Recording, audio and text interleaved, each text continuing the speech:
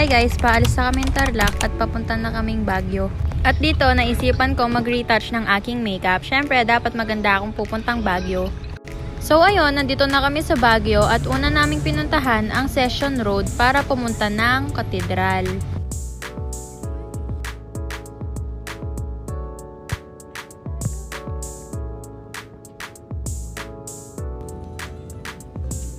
Ito nga pala yung hagdan na akyatin namin papuntang Katedral.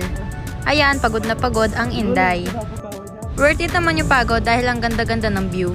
Bumili na kami ng pasalubong sa Sky Zone dahil mahal ang mga pasalubong sa bus station. At dito, pinag-uusapan namin kung saan kami kakain.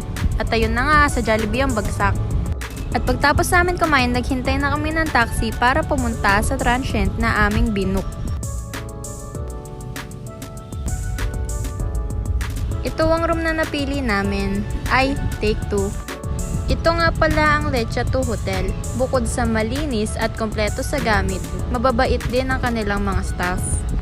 Very accommodating ang mga staff at hindi sila masungit sa mga customer. Matatagpuan pala ito sa Upper Rock Quarry, Baguio City.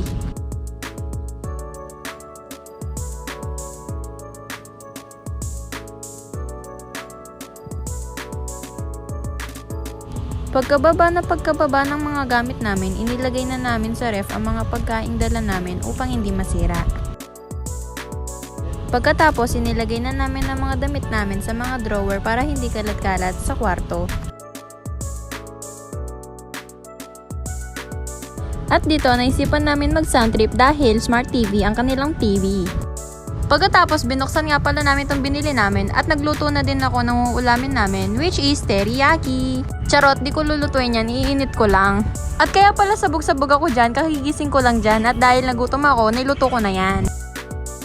Charan, ayan na ang teriyaki.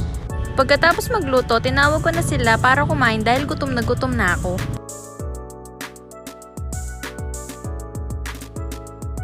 At pagtapos kumain, umalis na kami para pumunta sa mga destinasyon namin. Kunwari, descripted.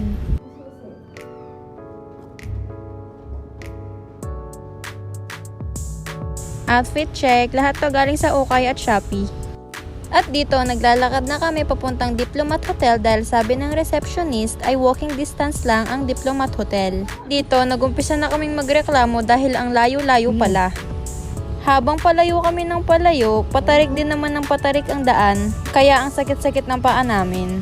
At bago ka makadating ng Diplomat, makikita nyo yung mansion na yan. At nandito na kami, 10 pesos lang pala ang entrance fee dito.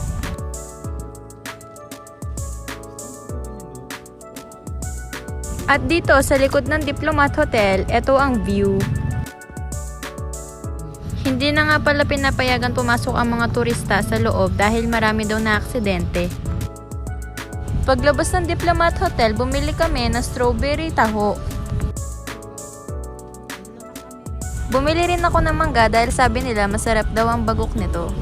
At sumakay kami ulit ng taxi para pumunta ng Botanical Garden. 100 pesos nga pala ang regular fee dito.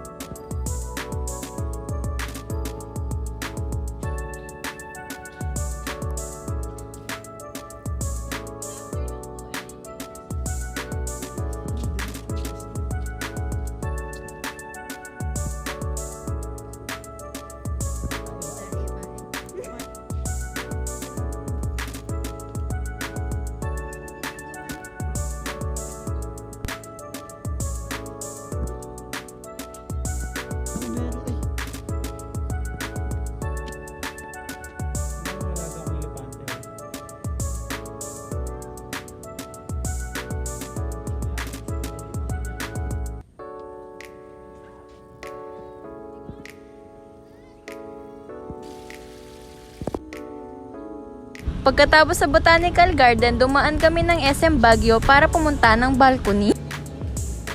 Dumaan kami ng Session Road papuntang Burnham Park. Nagulat nga kami dahil kumalat na ang mga chalk art dito dahil kanina wala naman.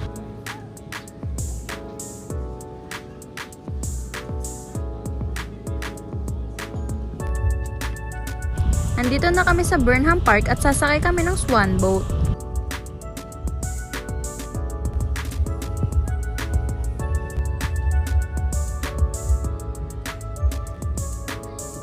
Nakasakay na nga pala kami ng swan boat at si Randall ang nagsasagwan.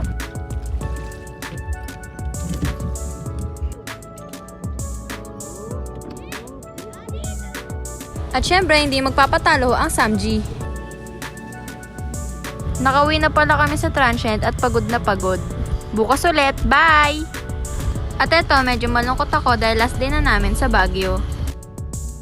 At dito, papunta na kami ng Igorot Stone Kingdom. 100 pesos pala ang regular fee.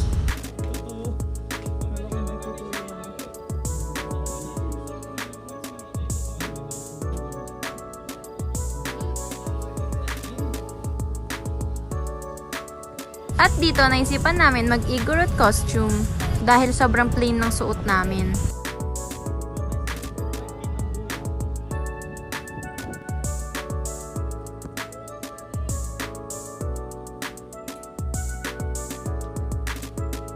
Naalalayan pala ako ni Randall dahil mataas ang tsinelas ko. At ayun, pauwi na kami ng Tarlac.